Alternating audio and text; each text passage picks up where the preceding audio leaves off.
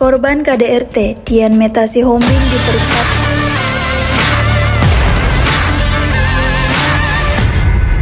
Korban KDRT, Dian Meta Sihombing diperiksa Propam Polda Sumut 16 April 2024 atas kasus kekerasan yang dilakukan oleh suaminya sendiri.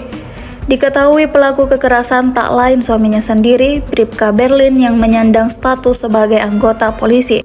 Korban menyebut selain mendapat kekerasan, Berlin juga memaksa Meta melakukan aborsi dengan ancaman akan diceraikan. Kasus kekerasan terjadi karena hasil USG anak ketiga mereka berjenis kelamin perempuan. Kasus ini telah mendapat atensi dari Kompolnas dan IPW yang akan segera meminta klarifikasi dari Polda Sumut.